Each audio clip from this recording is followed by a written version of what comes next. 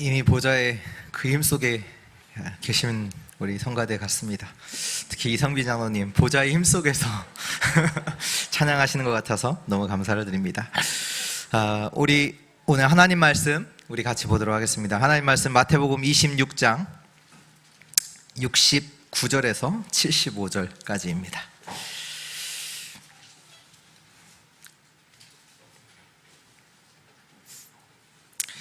마태복음 26장 69절에서 75절까지 우리 한 절씩 기도하겠습니다. 베드로가 바깥들에 앉았더니 한 여종이 나와 이르되 너도 갈릴리 사람 예수와 함께 있었도다 하거늘 이르되 나는 내가 무슨 말을 하는지 알지 못하겠노라 하며 앞문까지 나아가니 다른 여종이 그를 보고 거기 있는 사람들에게 말하되 이 사람은 나사렛 예수와 함께 있었도다 하매 베드로가 맹세하고 또 부인하여 이르되 나는 그 사람을 알지 못하노라 하더라. 조금 후에 곁에 섰던 사람들이 나와 베드로에게 이르되 너도 진실로 그 도당이라 내 말소리가 너를 표명한다 하거늘 그가 저주하며 맹세하여 이르되 나는 그 사람을 알지 못하노라 하니 곧 닭이 울더라. 같이 읽겠습니다. 이에 베드로가 예수의 말씀에 닭 울기 전에 내가 3번 나를 부인하리라 하심이 생각나서 밖에 나가서 심히 통곡하니라. 아멘.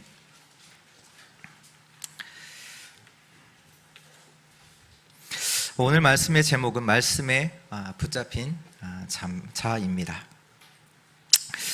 오늘 말씀 통해서 또 하나님의 중요한 음성 듣게 되는 큰 은혜의 시간 되기를 바랍니다.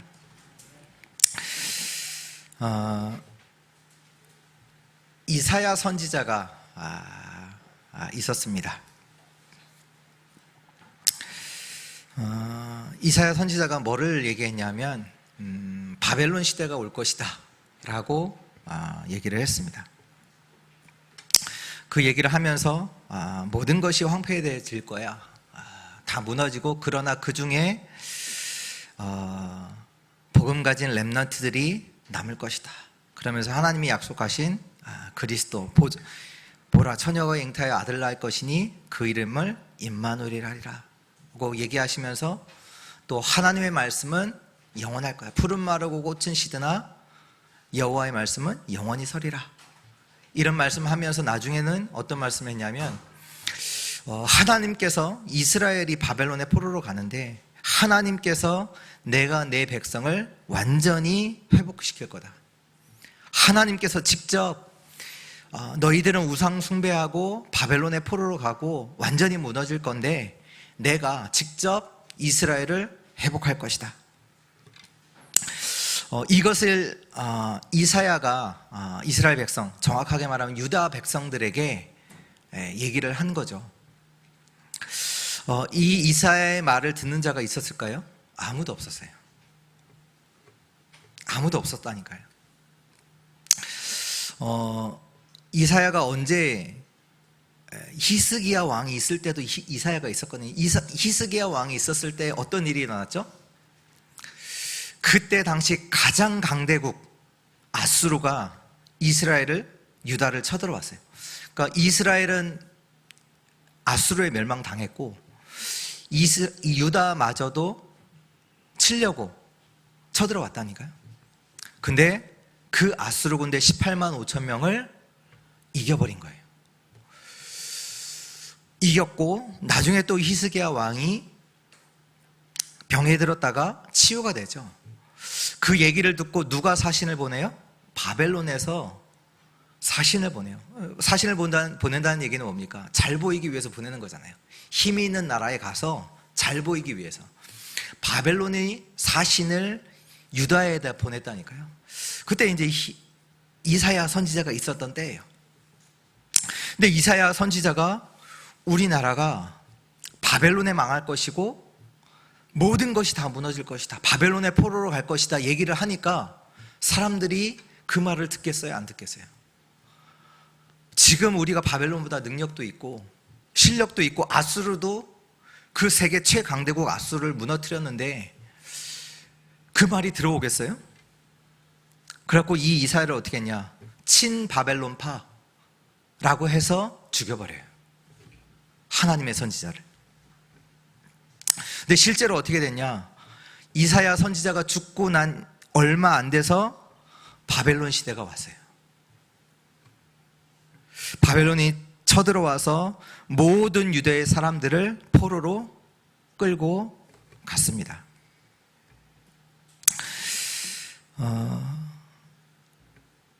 환경과 상황 속에서 사람들이 지금 많이들 시달리고 있습니다. 그 속에서 사람들이 무너지고 있죠. 육신적으로는 많은 것들이 풍족하고 많은 것들을 누리고 있지만 실제적으로는 영적으로는 힘이 없는 시대. 죽이고 무너뜨리는 것만 할 수 있는 시대. 우리 저번 주 일어난 일들 잘 아시죠? 초등학교에서 일어났던 폭행 사건, 또 초등학교 교사가 자살한 사건, 칼부림 사건들. 어디 잠깐 보니까 이제 초등학교 그 사건을 두고 그 초등학교 선생님들의 인터뷰를 한 걸 이렇게 영상이 있더라고요. 이렇게 보니까 뭐라고 얘기하냐? 그동안 계속 있었던 것이 드러났을 뿐이다. 이렇게 얘기해요. 특별하게 일어난 일이 아니라 이미 계속해서 있었던 그 일이 드러났을 뿐이다. 오늘 본문의 말씀에 우리 저번 주는 예수님이 잡히시고, 오늘 본문의 말씀에 보니까 베드로가 멀리서 예수님을 따라간 거죠. 따라갔다가 그 이제 바깥 뜰에 같이 있었어요. 같이 있다가 누군가가 하는 얘기를, 자기한테 하는 얘기를 들은 거죠. 예수와 함께 다니지 아니했냐? 이 얘기를 3번 들었어요. 근데 아셔야 될 것은 뭐냐? 이미 예수님이 말씀하셨잖아요. 그래서 너가 나를 3번 부인하리라. 닭이 울기 전에 3번 나를 부인하리라. 이미 예수님이 말씀하셨거든요. 그때 들었을 때는 말씀을 베드로가 대수롭게 생각하지 않거든요. 실제로 어떻게 보면 말씀을 붙잡지 않아요. 나와 상관없다 생각했겠죠. 설마 했겠죠. 근데 예수님을 3번 부인을 합니다. 왜 하냐? 지금 상황 속에서 그 상황을 모면하려고 3번 부인을 하죠. 여러분들은 여러분들의 있는 여러 가지 상황들을 어떻게 대처를 하십니까? 여러분들은 여러분들의 각자의 상황들이 있잖아요. 그 상황들을 어떻게 대처하세요? 어떻게 보면 오늘 베드로가 자기의 힘을 가지고 그 상황을 대처하려고 한 거죠. 그렇게 했다가 결국엔 나중에 어떻게 됐습니까? 심히 통곡하고 완전히 시험에 빠지는 그 일이 오늘 일어났습니다. 왜 이렇게 되었는가라고 했을 때 말씀과 기도가 없다라고 우리는 답을 내야 합니다. 베드로가 누굽니까? 예수님의 제자잖아요. 그 얘기는 뭐냐? 예수님을 따라다니면서 많은 기적들, 죽은 자가 살아나는 것들, 예수님이 물 위를 걷는 것들, 5,000명을 먹이시는 것들 다 봤던 사람이에요. 이 얘기를 다른 말로 표현을 하면 교회 다녔던 사람이에요. 교회 다니면서 이런저런 응답들을 받았던 사람이에요. 예수님 따라다니면서 어마어마한 기적들, 응답들을 많이 받았는데 실제로는 뭐가 없었냐? 말씀과 기도가 없었어요.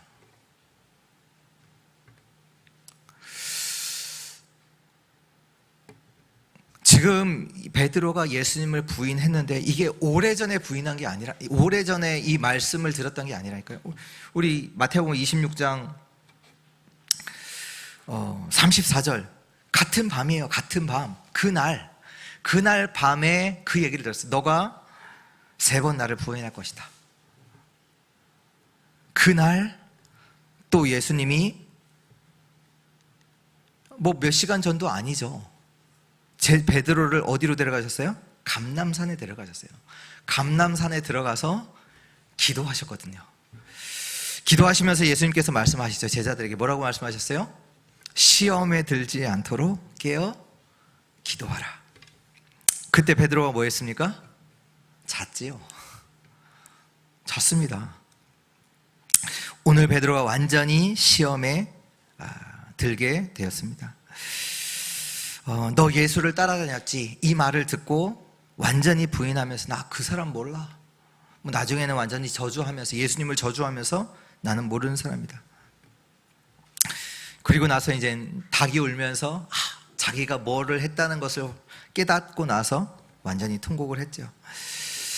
말씀과 기도를 놓친 현장입니다. 말씀과 기도를 놓친 현장이에요.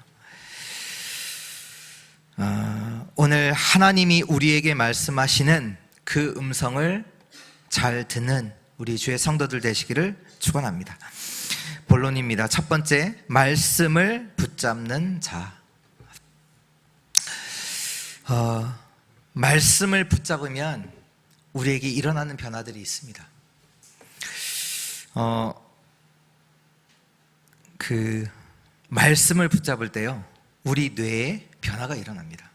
최근에 제가 이제 명상에 대한 책을 이렇게 이제 읽고 있는데요. 거기에 보니까 명상을 하면 실제적으로 우리의 삶에 변화가 어떻게 일어나는가를 과학적으로 증명을 해놨더라고요. 그러니까 신체적으로, 정신적으로 뇌 속에 변화가 일어나는 것을 이렇게 기록했더라고요. 실제로 명상을 하면 분노 조절 가능해요. 우리의 뇌를 재편성해요. 바꿔버려요, 뇌를. 그래서 이것을 알고 많은 곳에서 명상을 합니다. 지금 학교에서도 뭐 상담으로 안 되니까 뭐 하냐, 명상. 기업들에서도 이거 해요. 제가 하는 랩런트가 있는데 어디 있냐면 LG 법무팀에 있어요. 거기 들어갈 때 면접을 보잖아요. 면접할 때 면접관이 뭐라고 얘기했냐, 처음 질문이었던 것 같아요. 당신은 뭐 나머지 뭐 그 사람이 뭐 경력들은 뭐 다 서류로 볼 수 있으니까 면접을 하는데 뭘 질문했냐, 당신은 스트레스 받을 때 어떻게 해결합니까? 이 얘기는 많은 걸 포함하고 있잖아요. 이전에 있었던 사람이 스트레스 받아서 일을 그만둔 거예요. 이거 자리가 비니까 한 사람을 뽑아야 되잖아요. 근데 면접을 하는데 뽑으려고 우리 이제 랩런트가 가서 면접을 봤는데 질문이 뭐냐, 당신은 스트레스 받을 때 어떻게 해결합니까? 그 랩런트 이제 뭐 뽑혔죠. 뽑히고, 네. 나는 하나님을 믿는 사람으로 기도한다, 이렇게 얘기를 했다고 하더라고요. 그러면서 그 친구 이제 사진을 이렇게 보는데 뭐가 있냐면 그 회사 이제 팀들이랑 같이 어디 시골에서 명상하는 데 들어가서 같이 그 기업 연수하듯이 그걸 하는 사진들이 이렇게 있더라고요. 명상하면 뇌에 변화 있습니다. 말씀을 붙잡으면 뇌에 변화 있어요. 변화시켜요. 그리고 뇌에 들어간 것은 우리의 영혼을 살립니다. 하나님의 말씀이 우리의 마음, 생각 속에, 다시 말해 뇌에 들어가면요, 어떤 일이 나냐, 우리의 영혼을 살려요. 우리의 뇌도 살릴 뿐만 아니라 히브리서 4장 12절, 하나님 말씀은 살았고 운동력이 있어, 활력이 있어, 영과 혼과 곧 관절과 미스를 찔러 쪼개기까지 한다. 영혼과 연결이 돼요. 하나님의 말씀을 붙잡을 때 우리의 뇌에도 변화 일어나고요. 세상에서 말하는 분노 조절 가능합니다. 그냥 얘기하는 것 같죠? 아니에요. 변화 일어나요. 그것뿐만 아니라 우리의 영혼을 살려요.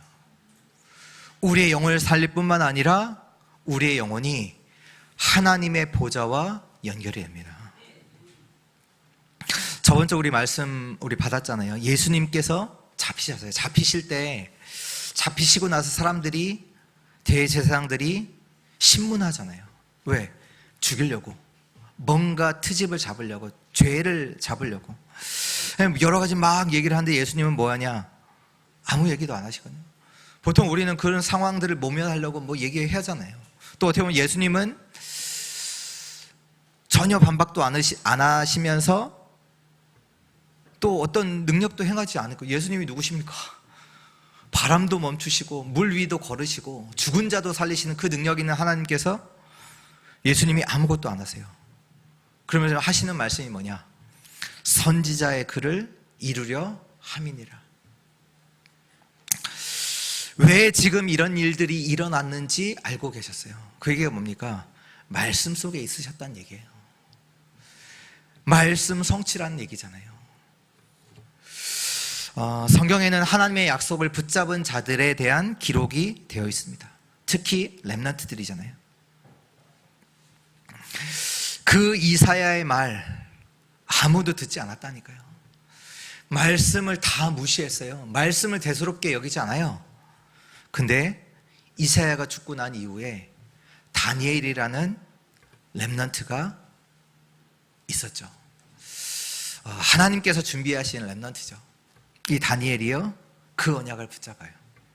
이사야가 죽고 난 후에 렘넌트, 밤나무 상수리 나무가 배임을 당해도 그 그루터기는 남아있을 것인데, 그 그루터기는 거룩한 씨가 그루터기다. 그 언약 붙잡고, 그리스도 하나님 주시는 말씀은 영원하신 말씀, 그러면서 파수꾼, 이 언약들을 그가 붙잡죠. 실제로 이 언약을 붙잡고 포로로 들어간 그 바벨론 현장에서 왕들을 살리고 바벨론을 살리고 전 세계를 살리는 하나님의 역사를 이루죠. 하나님의 말씀을 붙잡은 자들이요, 상황에 흔들리지 않았어요. 뭐 여호수아 갈렙 아시잖아요. 광야를 가는 40년 동안 많은 어려움 속에서 흔들리지 않아요. 요셉 노예로 팔려간 그 애굽의 현장에서 흔들리지 않아요. 다윗 다 마찬가지죠. 하나님의 말씀, 요한복음 5장 39절에 너희가 성경에서 영생을 얻는 줄 생각하고 성경을 연구하거니와 이 성경이 곧 나에 대하여 증언하는 것이니라. 하나님의 말씀인 이 성경이 우리에게 말씀하시는 게 뭐냐? 예수가 그리스도다. 너희가 영생을 얻는 줄 알고 성경을 연구하는데 이 성경은 누구에 대해서? 나에 대해서, 예수가 그리스도라는 거에 대해서 증언하는 것이다. 이 예수 그리스도는 우리에게 주신 하나님의 영원한 답인 줄 믿습니다. 누구든지 붙잡으면 살아요. 창세기 4장 6장 14절에 누구든지 방주 안으로 들어오면 삽니다. 그래서 사도행전 2장 21절에 누구든지 주의 이름을 부르는 자는 구원을 받으리라 하였느니라. 그리스도를 붙잡으면 구원의 역사가 일어납니다. 누구든지 살아요. 누구든지 하는 얘기는 뭡니까? 어떤 상황에 처했는지 그 사람은 살아요. 누구요? 그리스도 붙잡는 자는. 그래서요, 우리가요, 말씀 붙잡는 자 무슨 얘기입니까? 그리스도 붙잡으셔야 돼요. 다니엘이 처한 상황, 요셉이 처한 상황 상관없어요. 말씀 붙잡는 자에게 하나님의 구원의 역사가 일어납니다. 정말로 우리 모든 주의 성도들이 말씀 붙잡는 자 되시기를 주 예수 그리스도의 이름으로 축원합니다. 두 번째입니다. 오늘 말씀의 제목과 같은 말씀에 붙잡힌 자입니다. 말씀을 붙잡는 자와 말씀에 붙잡힌 자와 붙잡힌 자, 어떤 차이가 있을까요? 물론 단어가 틀리죠. 단어가 틀린데, 말씀을 붙잡는 자의 어떻게 보면 주어는 납니다. 네, 말씀에 붙잡힌 자의 주어는 하나님입니다. 또 다른 말로 표현하면 말씀을 붙잡는 자는 24입니다. 24. 말씀에 붙잡힌 자는 25입니다. 우리가 말씀을 붙잡을 때 하나님은 우리를 말씀으로 붙잡고 인도해 나가십니다.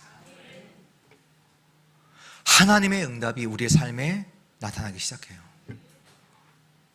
하나님의 역사가 우리의 삶에 일어난다니까요. 보세요. 지금 베드로가 어딨냐?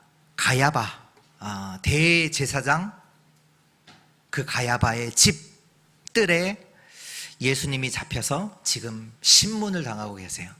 그리고 베드로는 그 집 바깥에 있는 바깥뜰에서 있습니다. 바깥뜰에 누구랑 있냐? 뭐 종들, 뭐 심부름하는 사람들, 이런 사람들과 함께 있었던 것 같아요. 그래서 오늘 말씀에 보니까 이제 한 여종이 얘기하고 또 다른 여종이 또 얘기하고 또 같이 있었던 다른 사람이 얘기를 이게 3번 질문을 하잖아요. 이때 그 질문을 듣고 예수님을 부인합니다. 저주하면서 부인하죠. 예수님을. 나 이 사람 몰라. 강조하기 위해서 예수님을 저주하면서 부인을 하죠.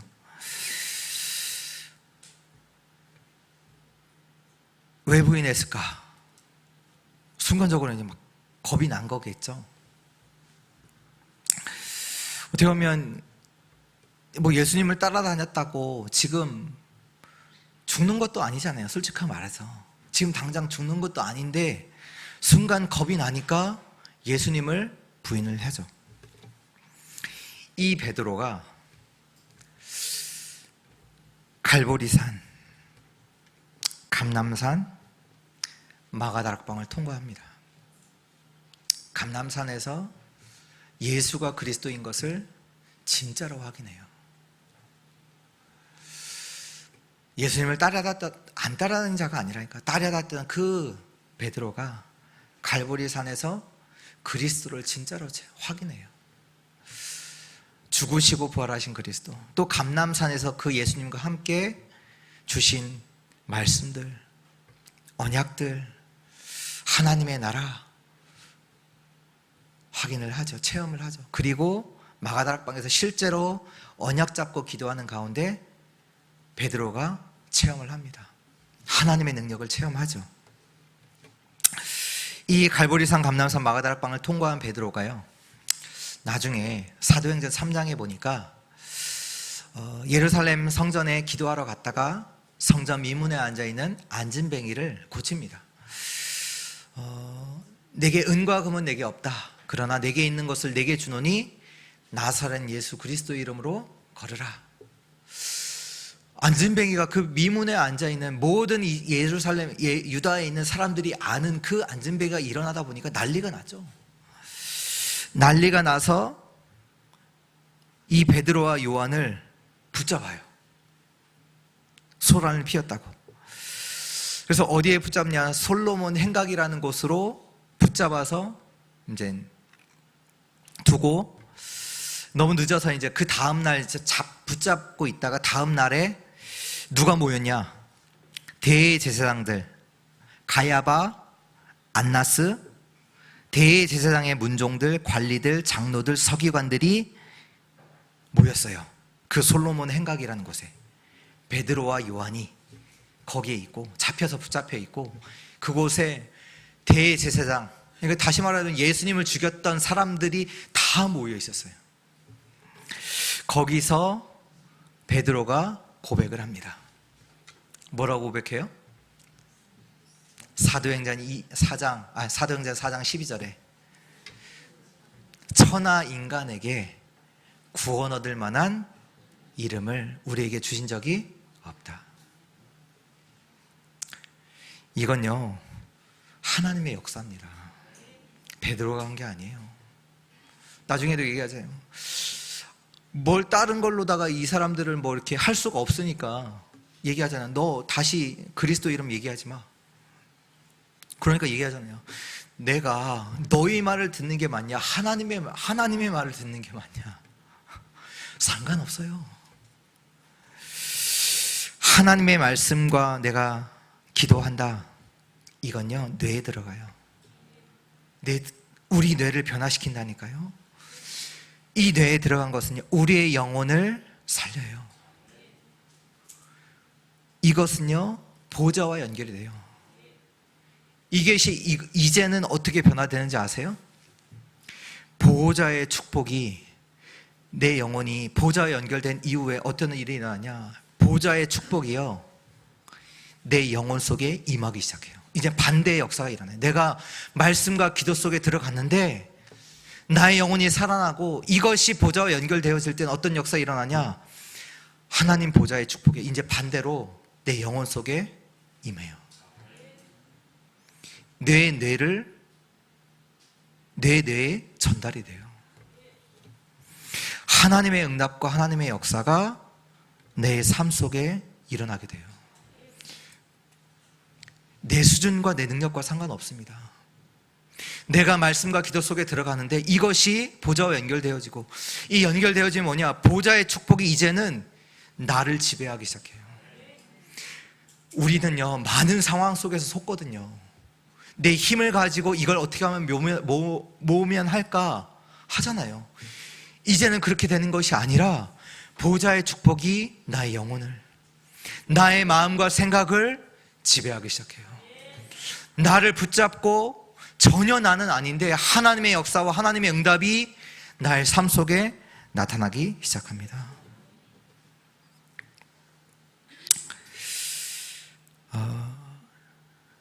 24시에 그 축복 속으로 들어갈 때 하나님의 25의 응답이 나의 삶의 가운데 일어납니다. 우리 올해 주제가 하나님의 응답 25. 우리 교회 하나님의 응답, 하나님의 나라.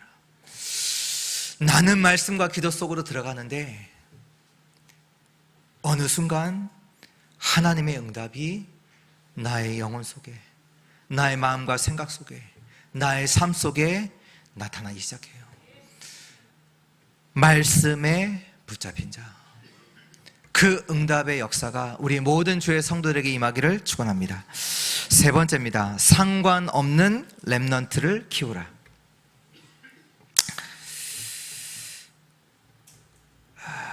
이렇게 보니까요, 세상에 보니까 상황에 따라 여기 붙었다가 저기 붙었다가, 말도 이 말했다가 저 말했다가, 그래서 가장 나오는 단어 중에 하나가 내로남불이잖아요. 말은 이렇게 해놓고 행동은 완전 다르게. 지금 정치인들이 다 뭐 예외 없어요. 다 그래요. 다 여기 붙었다가 저기 붙었다가, 내가 내게 이익될 것 같으면 여기 배신하고 저기 붙고. 이게 세상입니다. 어떤 세상이냐, 흑암이 가득한 세상, 혼돈과 공허로 채워진 그 세상입니다.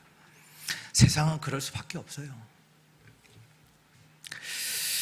그러나 이 속에 있어도 복음과 언약이 있는 사람은 상관없습니다. 오늘 이 말씀을 우리에게 왜 주시냐, 복음과 언약, 다시 말해서 말씀과 기도 속에서 상관없는 렘넌트를 키우라, 그 말씀하시는 거예요. 우리에게 상황 보고 그 상황 조금 모면하려고 두려워서 떨면서 얘기도 못하고 시험에 드는 그런 자 말고, 진짜로 말씀과 기도를 아는 렘넌트를 키우라, 그 말씀하시는 거예요. 렘넌트들이 세상 나가면 더합니다. 여러분들이 사는 세상 그것보다 더해요. 우리 렘넌트들이 앞으로 나가서 살아가야 되는 그 세상은요, 더하다니까요. 이번에 초등학교 교사를 폭력했던 그 사건이 있었잖아요. 그 사건이 일어나니까 어떤 일이 일어났습니까? 맘카페에서 그 학부모, 그 교사를 폭력했던 그 학부모가 뭔가 국회의원과 연관이 돼 있다, 그리고 카페에 이제 글을 올린 거죠. 글을 올리니까 이 글이 여러 이제 미디어에 이제 노출이 된단 말이에요. 막 퍼다 날리겠죠. 근데 이 일이 크게 일어나다 보니까 이제 그 국회의원이 누구다 막 이러면서 이제 누가 이제 지명이 된 거예요. 근데 그 국회의원이 이제 얘기를 한 거예요. 뭐라고 했냐? 법적 조치를 취하겠다. 그 소식을 이제 글에 이제 온라인에 올린 사람을 법적으로 내가 뭐 하겠다. 그 얘기를 듣고 그 글을 첫 번째로 쓴 사람이 그 국회의원을 찾아온 거죠. 약속 안 잡고 급하니까. 죄송하다. 용서해달라.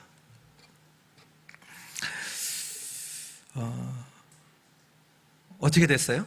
용서했습니까? 용서 안 하잖아요. 뭐라고 하냐? 앞으로 이런 일이 더 이상 발생하면 안 된다. 원리대로 하겠다. 법적으로 하겠다. 그래야 막 이 일에 대해 정확하게 해야 앞으로 이런 피해가 없을 거야.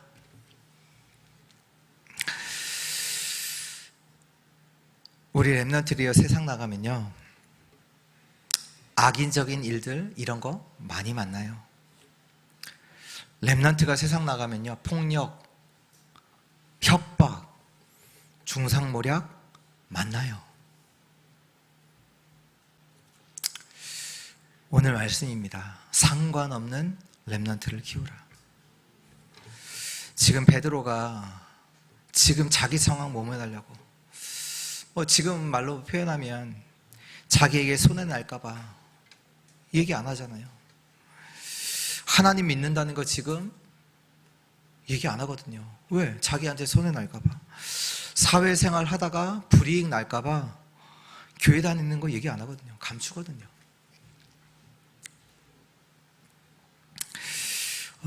예수님을 따라다닐 때는 몰라요. 몰랐잖아요. 예수님 제자로 예수님 따라다닐 때는 모른다니까요. 예수님의 수제자, 대단한 제자처럼 보이잖아요.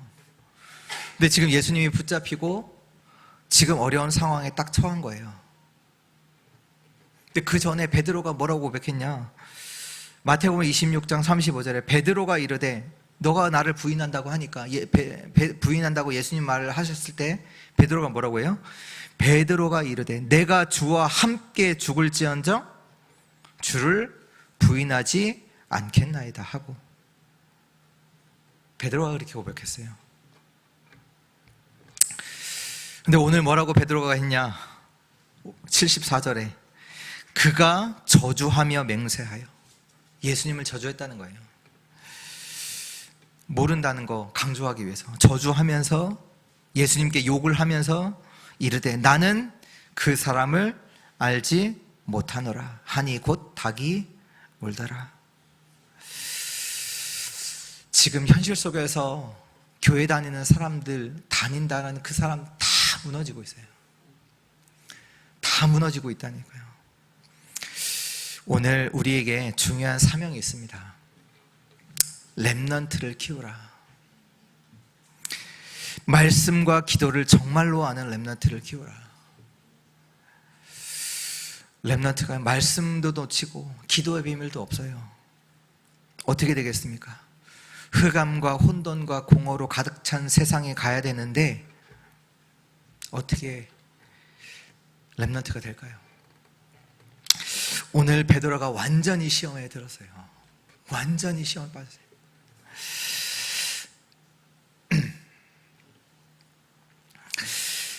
금토일 시대를 그냥 들으시면 안 됩니다. 금토일 시대. 우리가 하나님의 말씀을 대수롭게 생각하지 않았던 그 유다 백성들처럼 되면 안 돼요. 아무도 그 말씀 안 들었다니까요. 대수롭지 않게 생각한다니까요. 뭐 그런 일이 있겠어. 우리가 아수르도 이겼던 나라인데 바벨론이 우리의 조공은 바치지 않았지만 우리에게 잘 보이기 위해서 사신도 보내는 나라야. 왜 뜰을 만들라고 하시는지 알아야 돼요. 진짜 말씀 들어야 돼요. 저는 개인적으로 이제 저는 PK입니다. 목회자 자녀로 커왔죠. 근데 그것이 제게는 가장 싫었거든요. 그래서 제가 하는 늘 고민, 늘 질문, 어떻게 보면 하는 늘 기도 제목이 뭐냐? 하나님, 왜 나를 이 가정에 태어나게 하셨습니까? 이게 저를 늘 괴롭혔던 고민이요, 질문이요, 기도 제목이었어요. 부모님께 혼을 나면 바로 하나님, 왜 나를 이 가정에 태어나게 하셨습니까? 동생들과 갈등이 있으면 하나님, 왜 나를 이런 가정에, 경제적으로 조금 문제가 있다면 하나님, 왜 나를 이 가정에. 근데 제가 이제 대학교 때 어느 이제 그 몇몇 같이 이제 이렇게 기도하는 모임이 있었어요. 몇 명 이렇게 함께. 근데 이렇게 기도 모임을 가졌는데 그때 뭐 이 질문을 한 것은 아닌데 갑자기 제 생각 속에 이런 생각이 들었어요. 어떤 생각이 들었냐면, 하나님이 나를 보호하신 거구나, 이 생각이 제 마음속에 들었어요. 무슨 얘기냐면, 내가 너무 약하기 때문에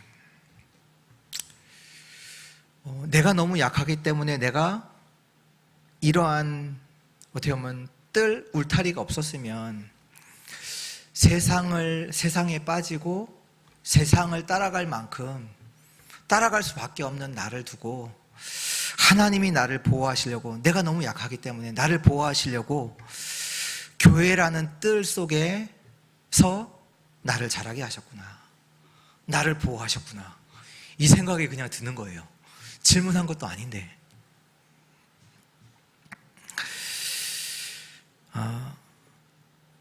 우리에게는 정말로 하나님이 원하시는 렘넌트를 키울 그 사명이 있습니다. 말씀과 기도를 아는 그 렘넌트. 정말로 말씀과 기도를 아는 그 렘넌트를 키우는 그 응답에 우리 주의 성도들 되시기를 축원합니다. 결론입니다. 결론은 다른 거 없죠. 매일 말씀 확인하세요. 매일 말씀 확인하세요. 그리고 매일 기도하세요. 힘을 얻어야 돼요. 우리가 그 속에 들어가야 돼요. 그 24 속에 들어가야 돼요. 다른 거 없어요. 말씀 확인하셔야 돼요. 매일. 하나님께서 모든 만물을 말씀으로 지으셨어요. 우리는요, 말씀 없으면 살 수 있는 존재가 아닙니다. 말씀 확인하셔야 돼요. 그리고 기도하셔야 돼요. 그 말씀을 실제로 나의 힘으로 누리셔야 돼요. 상황을 어찌어찌 해갖고 피하려고 하지 마시고 말씀과 기도하셔야 돼요. 만약에 내 안에 두려움, 분노, 질투, 부러움, 슬픔 그 속에 있다면 말씀과 기도 속에 들어가셔야 돼요. 그 얘기가 뭡니까? 내가 지금 시험 들어있다는 얘기거든요. 내가 두려움 속에 있다, 슬픔 속에 있다, 분노 속에 있다, 누가 부럽다. 여러분들은 시험 속에 있는 거예요. 지금 시험 들어있는 거예요. 예수는 그리스도십니다. 우리의 모든 저주 재앙을 끝내셨습니다. 진짜 말씀 속에 들어가면 문제될 거 없어요. 근데 내가 분노 속에 있다. 지금 말씀 떠나서 시험 들어있는 거예요. 시험 든 게 단 거 아니에요. 말씀 떠나는 게 시험 들어있는 거예요. 시험 든 게 뭔지 아세요? 기도 속에 없는 거예요. 우리는요, 하나님이 함께 하시는 그 축복, 그게 우리의 응답이잖아요. 하나님이 함께 하시는 거.